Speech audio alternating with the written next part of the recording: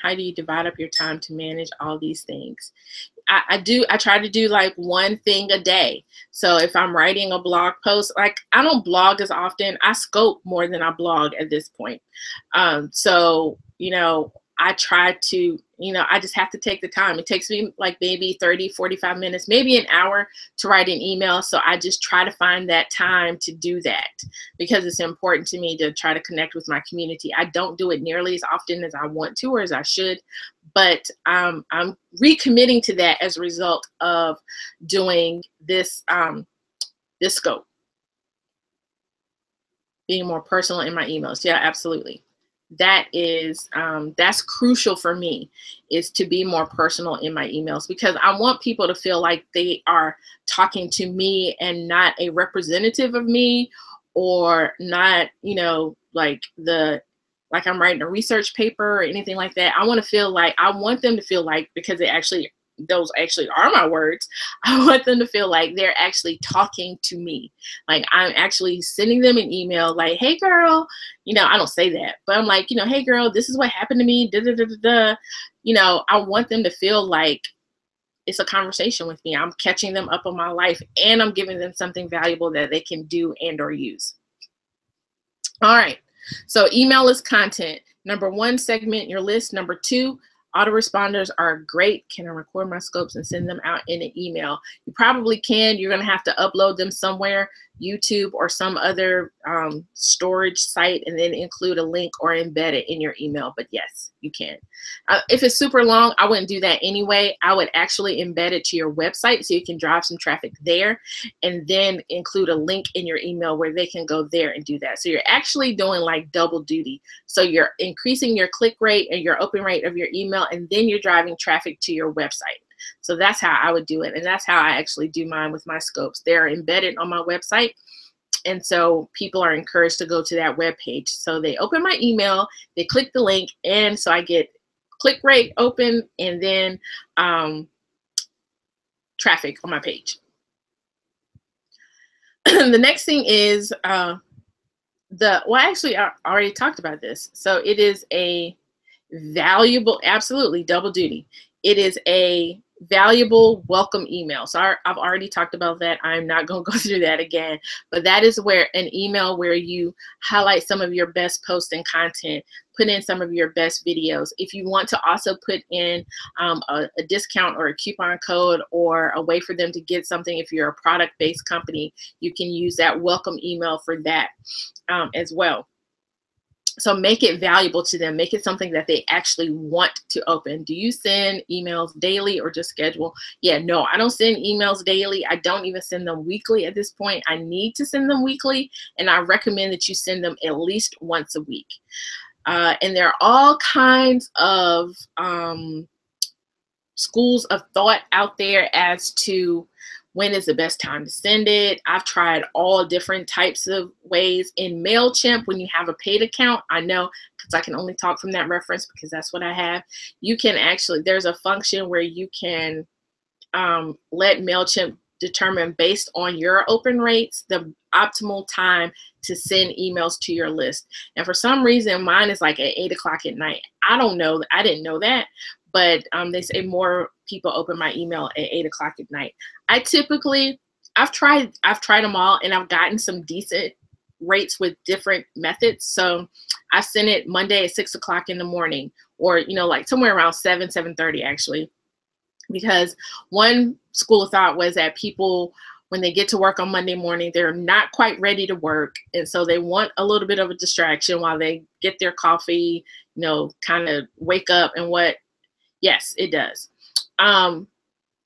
Wake up and stuff like that. So I've tried that. I've gotten good traction with that. I've also heard toward the end of the week, Thursday, right? I do appeal to night owls.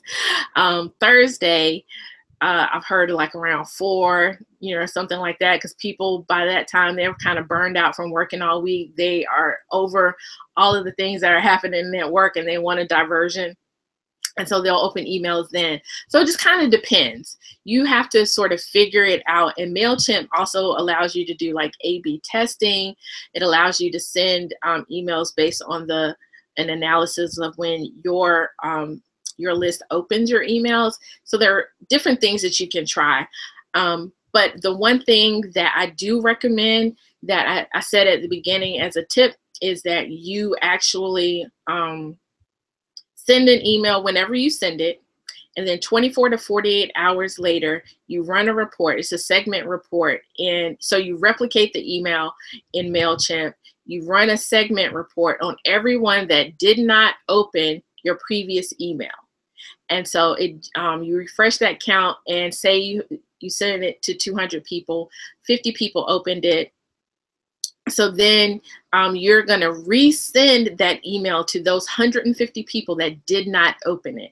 Maybe change the title just a little bit if you want to, and then resend it out. And as a result of that, my open rate, I usually get at least double the open rate because, say 20% open the first one, another 20% will open the resent one. Oh, okay. Absolutely. Let's see, I'm on number 7 for building your email list. Number 1 was segment your list. Number 2, autoresponders are a little slice of heaven. Number 3, make it a part of your regular schedule. Do you ever kick people off your list? I'm actually going to talk about that because that is a relatively new phenomenon that I'm seeing some people do, and there is some value to that. So let me run through this recap and we'll talk about that. Thank you so much. All right, so number 1, segment your list. Number 2, autoresponders are a little slice of heaven. Number 3, make it part of your regular schedule in terms of composing your emails. Number 4 is email is content. Number 5 is make it conversational. Number 6, have a valuable welcome email.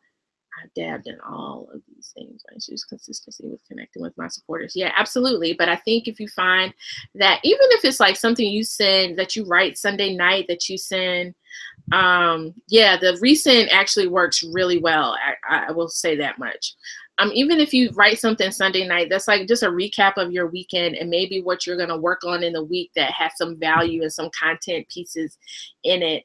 And you send that out Monday morning. That may help you get some consistency and also get some traction with your supporters and subscribers. So number 6 was have a valuable welcome email. Number 7 is make it scrollable. So don't have so much. One of the things that I try to do is break up my emails with some pictures or something, or bulleted list or a heading or something, so it's not just like paragraph after paragraph after paragraph. I don't, my emails are longer because I got stuff to say. So my emails are longer. I don't really like the ones that are super brief because I'm like, if I'm gonna open your emails, I want you to say something more than just 2 paragraphs. So my emails are always a little bit longer, but I do at least try to make them interesting and scrollable so that you can get the gist of what I'm saying. You can get the gist of what I'm saying, even if you don't take time to read the whole thing. So you can check out the pictures because we always will look at pictures. You can read the bulleted list if you want to in the headings, and you can get a general idea of the email. So even if you're sitting at a traffic light, I feel like you can scroll through my emails. So make notes throughout the week. Yes, yes, ma'am. Yes, ma'am. Yep, absolutely. So even if you're sitting at a stoplight, you scroll through my email, you should be able to get a gist of what I'm going to say, or what I'm talking about. So can you repeat I'm going to go back because I have a few more. So I'm going to do a recap at the end. So unfortunately, you don't have to stay until the end. So that was number 7, make it scrollable. Number 8 is what we've been talking about. Send emails regularly. This again is a do as I say, not as I do. Do you post your email content to your blog? Not really, because a lot of times what my email content is sort of an extension or maybe a reference to my blog. So in my email, I actually will include a link to a blog post usually, because that's where a lot of people, and the reason why a lot of people send emails is because it links to a piece of content that they just created. So I don't really do the reverse of that. I create the email to send you to my website. And so number 8 is send emails regularly. I say at least weekly, because if you send at least weekly, then when you do send something out, that especially if it's kind of solicitous in terms of you wanting them to buy something or do something or sign up for something, it won't feel quite so spammy. If I haven't heard from you, and I know I'm gonna have to apologize in my email that I'm gonna send tomorrow to my list. So I'm telling you what I'm experiencing now. Y'all don't judge me, but it won't. Some people, if they haven't heard from you in a really long time, and then all of a sudden, you know, you just send them this email. Some people will just unsubscribe because they're like, I don't even remember signing up for this. Like, who is this person? So if you email them regularly, and if there is something at least right, like, oh, what you want, right? So if you email them pretty regularly, and by regularly, I don't mean every day, but at least once a week, or if you want to do it twice a week, that's fine. Like I said, there are some people who, no matter how many times in a week they email me, I always open their email, always open their email. And then there's some, I'm like, I don't even remember signing up for your list, so unsubscribe. And I know I probably did. So that's what I recommend. In terms of sending emails regularly. Number 9, always have a call to action. Always in your emails have a call to action. That could be go read my blog post. That could be email me back with an answer to this question. That could be share this content with someone else, forward this email to someone else. Always, always, always have some sort of call to action in your emails. When I started doing that, my open rates improved. People actually email me back. My registration rates for webinars or free things that I was doing, whatever it was, actually went up because I was invested in them. And I was like, you know, and I know that people know that you're sending them a mass email, right? So don't act like what you're sending is, you know, something that is just specifically for them. So they know they're getting a mass email. But when you ask a question, they're going to be like, dog, she want to hear from me in this mass email list? I don't know if she has 100 people or 100,000 people, but she still is asking me a question and asking me to email her back. Yes, it does. And I know, for instance, with Jana, she asked a question and somebody emailed her back. And she was like, that was the first time in her history of doing emails that someone actually emailed her back. And, you know, as a result, like the person went to her event and they're, you know, connected with her now in that way. So always, always, always have some sort of call to action in your emails. Again, it doesn't have to be anything huge. But it could be in terms of registering, buying something, signing up for something, but it could also be share this, or email me back and let me know how your week is going, or email me back with one question that you have about the topic that I just talked about. Number 10 is to share your expertise and to share your experience. And that is,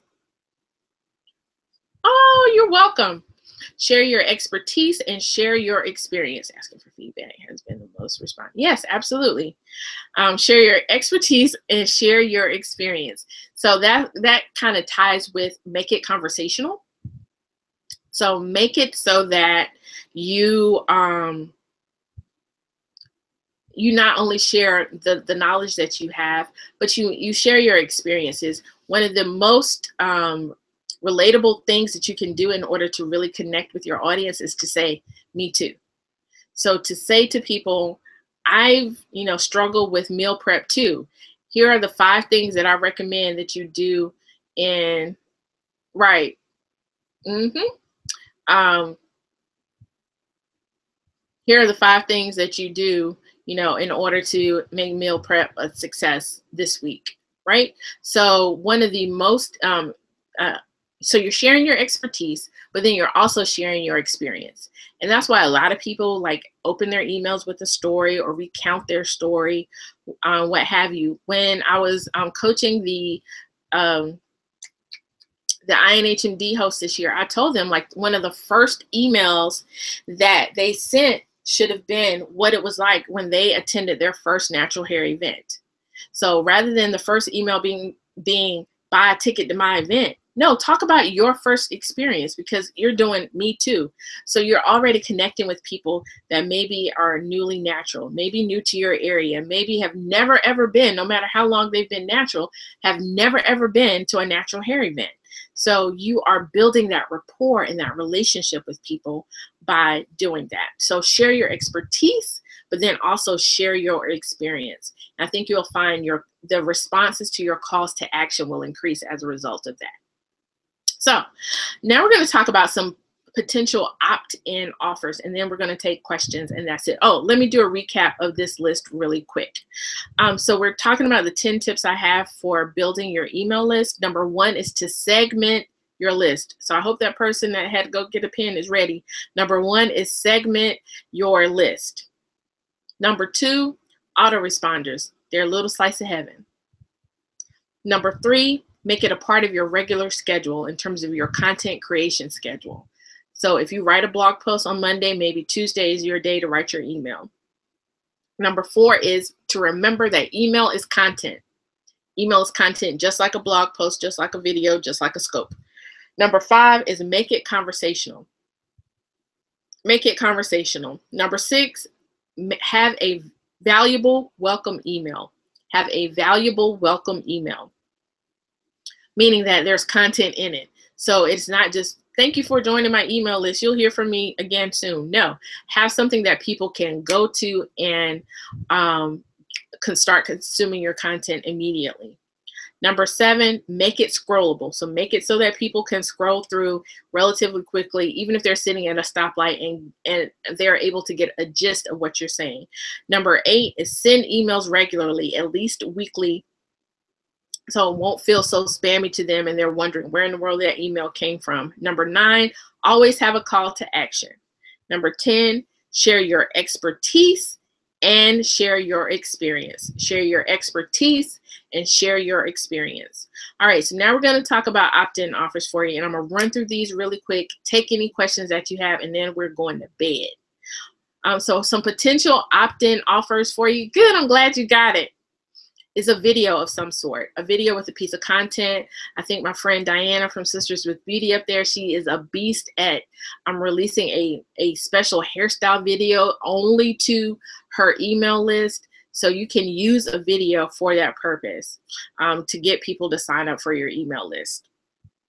The other opt-in offer that you can do is a tip sheet. So it's just a list of, like, I have one on how to use Evernote. So you can do a tip sheet of, mine is like the 15 notes and notebooks that you should have in Evernote. Another opt-in offer is for you to have some sort of ebook or WeBook. So if you want to do, and a WeBook is just a mini version of an ebook. So whereas an ebook could be like 20, 25 pages, maybe your WeBook is only 10 or 12 pages or less than that even. So you can do an ebook or WeBook, a guide even as an opt-in offer as well. And it's we, W-E-E, not we like the we you play. Another opt-in offer is a contest or a giveaway. So in order to win a prize, they have to sign up for your email list. Another opt-in offer is a discount code or early registration access. So if people sign up on your list, then maybe they get the release for a conference or an event that you're having. They get those tickets early, or maybe it's a discount code for that event or a discount code for a product that you have. And then last, one of the last ideas that I have is a mini e-course. So whether that's video or email, some sort of e-course, the seven things you need to do to increase your natural hair moisture retention. I don't know. I'm just making something up. So every day you would have some piece of content that would relate to that subject. It could be a video, it could be a post, it could be just contained within that email. It could be some sort of guide if you wanted to, but every day, whether it's 3 days, 5 days, 7 days, 14 days, some people have a lot longer than that. There is some sort of content that you provide every day. So they sign up for your email list in order to get that content. One of the most important things about that is that the initial initial content or the first day needs to be delivered immediately.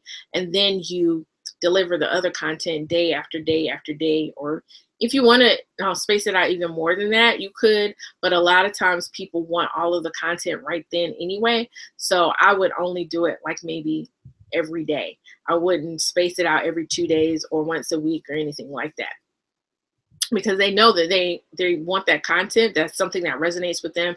And so for them to have to wait 4 weeks for 4 tips, they're going to lose interest and probably unsubscribe. But if they can get it in 4 days, it'll be a lot better for them. All right, so that's what I had to share with you tonight about your email list, the reasons why you need to do it. One, because it's the only thing that you own. It's the one thing that you can download and still have access to your community and your clients and your customers and your fans and subscribers.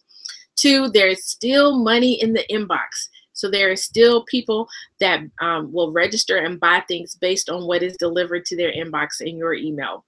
It builds community, it builds credibility, and also really, really important is that it allows you not to rely on other people's platforms in order to promote your own initiatives.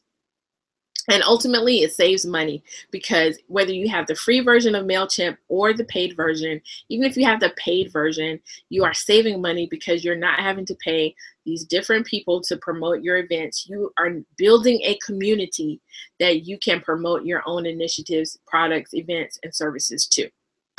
So tell me what questions you have, what I can help you with in terms of getting that.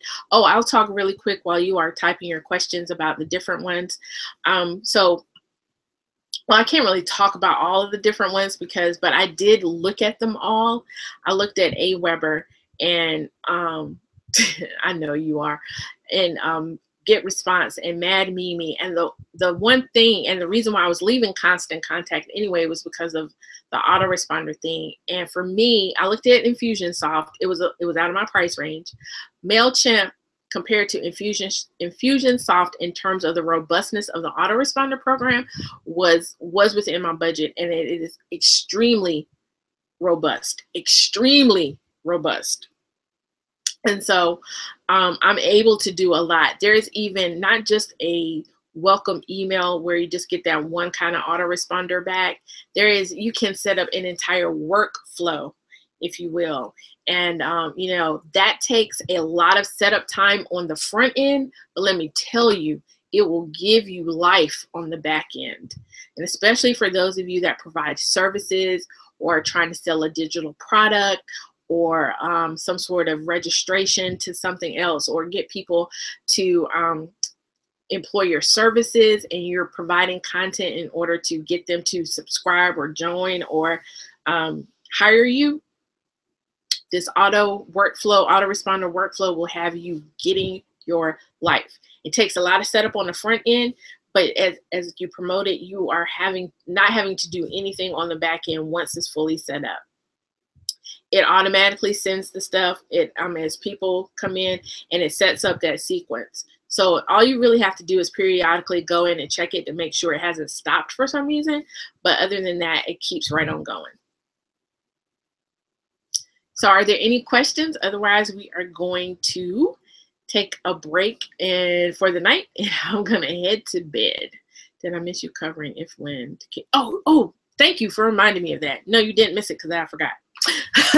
So what I'm discovering now with a lot of the business people, thank you, what a lot of the business people that I follow, even here on Periscope, is that something that's happening with people right now is that they are cleaning up their email list. A lot of people are cleaning up their email list. So what they are doing is, and I think I got one from somebody, and I probably got kicked off their list as a result because I don't know if I responded. I don't know. They are sending emails saying, hey, you haven't opened the last 15 emails I sent you. And so I'm just wondering if you still want to be a part. If you want to be a part, either click this link or sign up for, I'm going to transfer you to this email list. So you need to respond by, September 1st. Otherwise, I'm going to remove you from my list. And I think that for me, that is so smart. And especially for me, where I am right now in my journey, I'm transitioning a little bit out of doing a lot of natural hair. things in terms of planning events and things like that. So my audience needs to shift a little bit. And whereas my attendees were here to hear about my events and the things that I was doing in those initiatives, my new audience, or that audience, my natural hair audience, is probably not here for my newer content. So can you take the emails from your feed burner list and your blogger?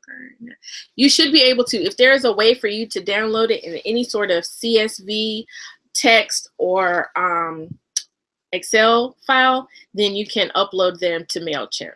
Yes. And if it is also that, you can also copy and paste into MailChimp. So depending on how that's organized, you can do that. How do we contact you directly for helping people in pursuit of their purpose? Oh, yeah, absolutely. Yes. So let me finish answering, or finish what I was just saying. What area are you moving into? Okay, I'll answer that too. So there's some value in kind of cleaning up your list. Also, if you have a paid account, and like for me, for MailChimp, is based on the number of subscribers. And so at this point, I also don't want to have people that are just taking up space, literally taking up space and costing me money on my list if they're not here for my content. So even from a dollars and cents perspective, it makes sense to have a functional list of people. I'd rather have 50 people that check my emails religiously, that absorb my content, that participate in my call to action, than 500 people, and that same 50 people are the ones that open my emails. You know what I'm saying? So I'm paying for 450 people that aren't even here for me. So I do think that there's some sort of value in this. Again, you can send an email that's not like threatening or whatever, and it's very, very conversational, and say, hey, you know, I just don't want to, you know, load up your inbox with emails that you don't, you know, really want to read right now. I know how it is. I know how busy people are. I know how all of that works. So I just want to make sure that you still want to be here. If you do, cool. We're going to, you know, continue to dialogue and chat and things like that. If you don't, that's fine too, because I know how it is. You get enough emails in a day. And so I don't want to be one of the ones that you don't want to read. And you can just be very conversational about it. And you know, it is what it is. But you also, I've had to grow to the point where I was like not feeling some kind of way every time somebody unsubscribed from my list, especially right after I sent something. I'm like, but you just got that though. Oh, so you want to read it? So you mad? So I've had to grow to the place where that doesn't bother me quite as much anymore. Yeah.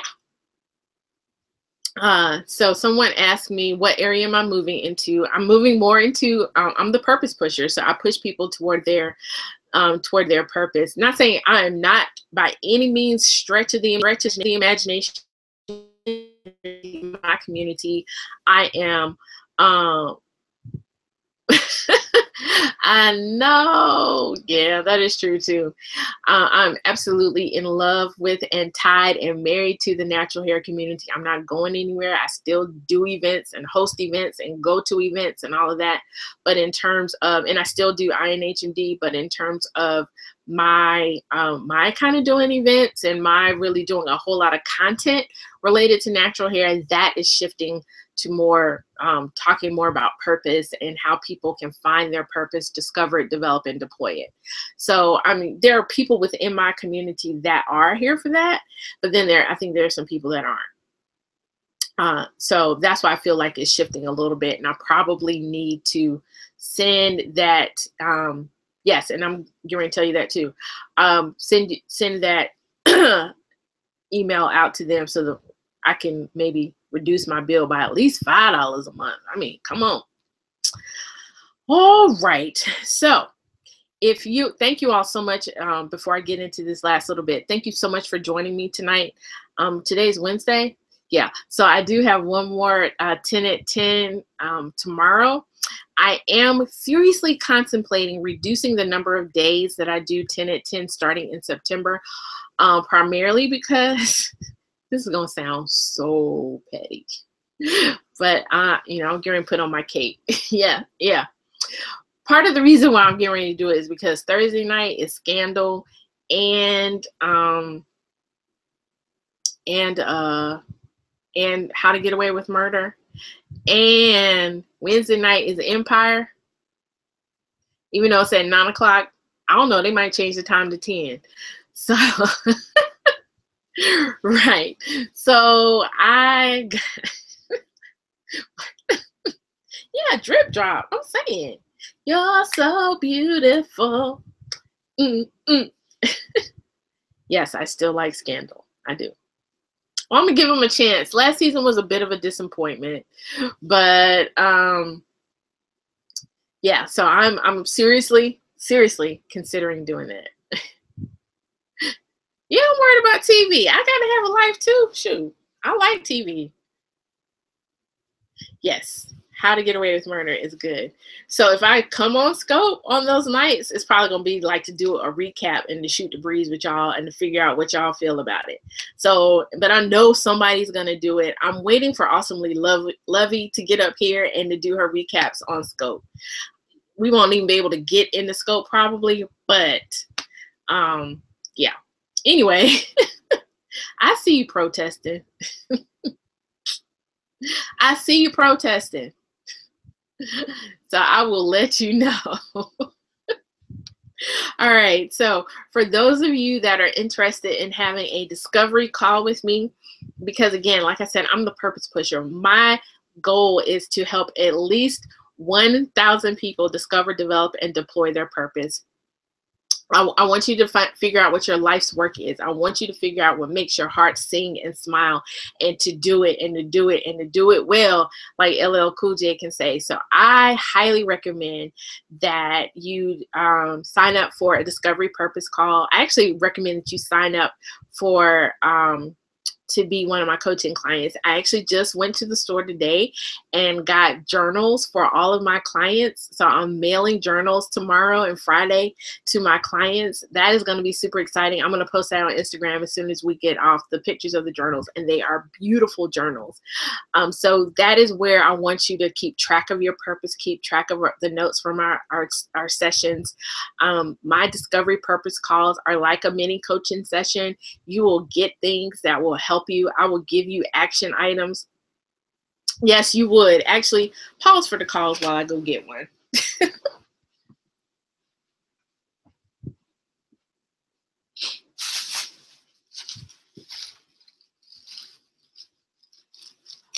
Y'all know Periscope is live. So let's see. Here's one. It says, he fills my life with good things. I got to show it to my other thing. Isn't that beautiful? It got butterflies on it.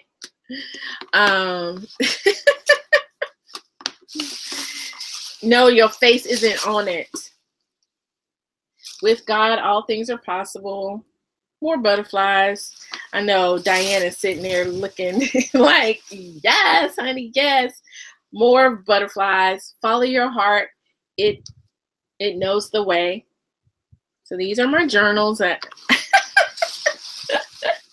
Yeah, more and more butterflies. And then this one, dream big, believe in yourself, be thankful, and it's pink. Isn't that so super cute? Yes, these are the journals that my clients will be getting. And this one is live the life you've always dreamed of, be fearless, a whole bunch of stuff up there. Yeah, you see that. Create. See, that's what we're doing. Create, down at the bottom. And let your faith be bigger than your fear. I love this one right here. I don't know, they might not get this one. Yes, so you can sign up for a discovery call by going to bit.ly/discovery purpose call. Use the code Trendsetters with an S to get half off. So only people that sign up for at least an hour's worth of coaching with me, get the journal. Okay. So you have to sign up for at least an hour of coaching with me in order for me to mail you a journal. All right. So yeah, you go to bit.ly/discovery purpose call. Use the code trendsetters with an S to get half off of the discovery purpose call. I knew that was going to happen.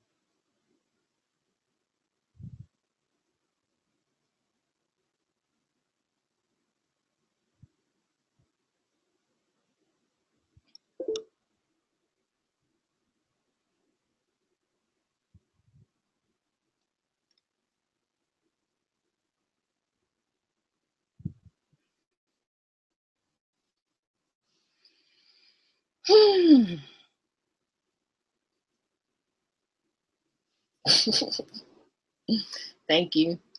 All right, because they be tripping. Anyway, so I've already done my 10 to 10. I'm done with that. So I just came back to answer any to answer any questions, and then to also make sure that you have the link that you needed for the discovery purpose call. So that is bit.ly/discovery purpose call. Use the code trendsetters with an S to get 50% off of that discovery purpose call. It's a 30-minute call, but I promise you, you will walk away with, I would say, at least 3 to 5 things to do just from that 30-minute call. And then if you sign up for an hour of coaching with me, you could get one of these journals that I am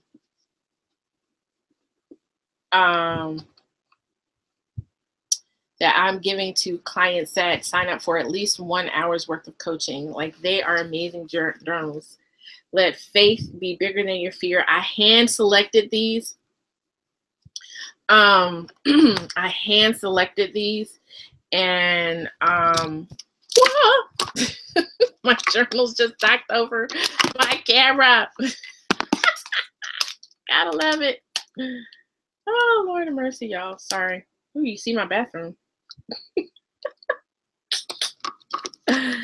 That was crazy. No, it's a 1 hour coaching call, not a discovery call. Discovery call is only half an hour. What in the world?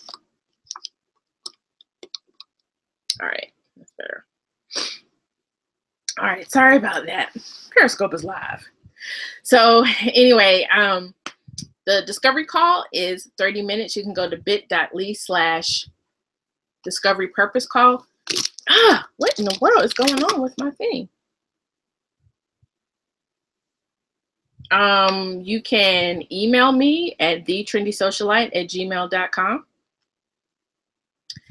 For 1 hour of coaching, you can get a journal. I know he is busy. Bit.ly/discovery purpose call. I will try it myself right now.